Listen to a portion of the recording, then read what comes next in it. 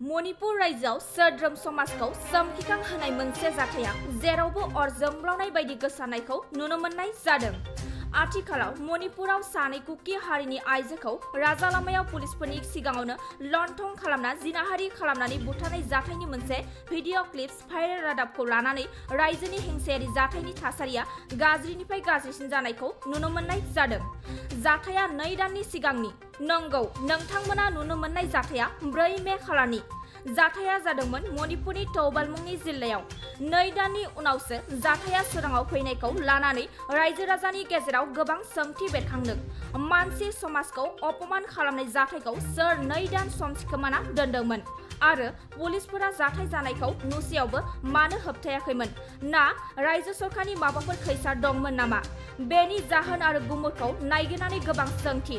जाथायखौ लानानै भारत हादरनि गोजौसिन बिजिरसालिनिफ्रायबो आथिखालाव रायजोआव सोलिबाय थानाय हिंसायारि जाथायखौ रायजो सरकारनिफ्राय थाबैनो राहा लानानै दबथायनो थाखाय हुमखि होनानै बिथोन होनायखौ नुनो मोननाय जादों।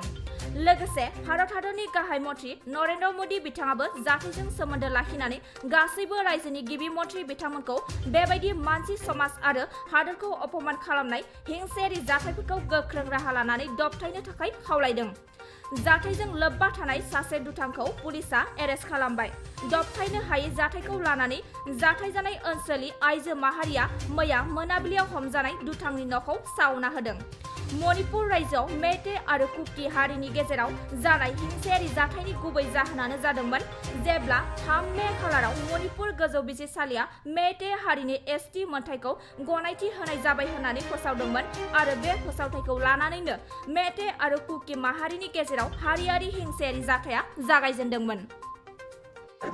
महिला विरोधी ये सरकार नहीं चलेगी अब की बार। तो मणिपुर विरोधी ये सरकार नहीं चलेगी अब की बार। अरे मणिपुर विरोधी ये सरकार नहीं चलेगी अब की बार। तो नॉर्थ ईस्ट विरोधी ये सरकार नहीं चलेगी अब की बार। अरे देश विरोधी ये सरकार नहीं चलेगी अब की बार। तो बीजेपी चलना है चलेगा, चलना है चलेगा, तो मोदी शाह चलना है चलेगा, चलना है चलेगा। अरे मणिपुर के हत्यारों को एक धक्का